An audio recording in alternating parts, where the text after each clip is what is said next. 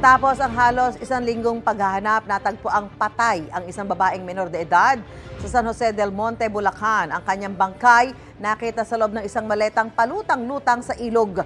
May unang balita, si Bea Pinlac.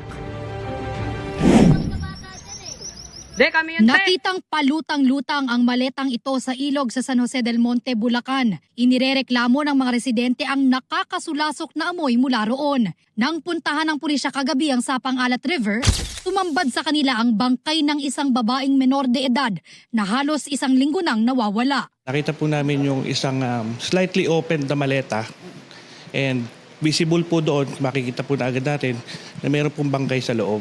Ka-fetal position po siya and intact naman po yung damit niya. Yun nga lang po medyo bloated na at sa pagkakababad sa tubig. May mga sugat din daw sa katawan ang biktima.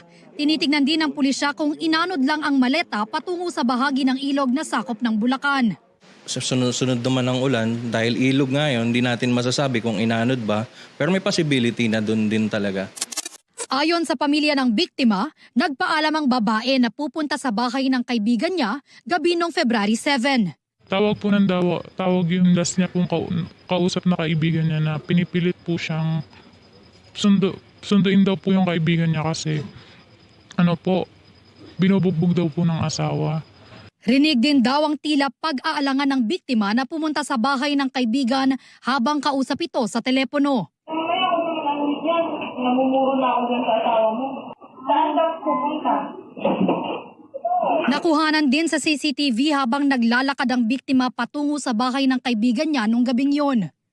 Mula noon, hindi na po siya nagparamdam. Wala na rin po yung account niya, di na makontak yung cellphone niya. Sunod na raw nilang nakita ang kaanak na wala ng buhay at nakasilid sa maleta.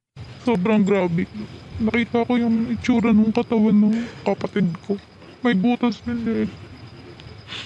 Tapos ano yung mukha niya? Hindi ko na siya makilala.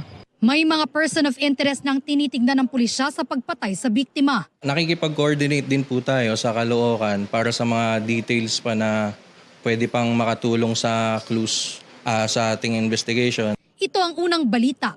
Bea Pinlac para sa GMA Integrated News. Gusto mo bang mauna sa mga balita?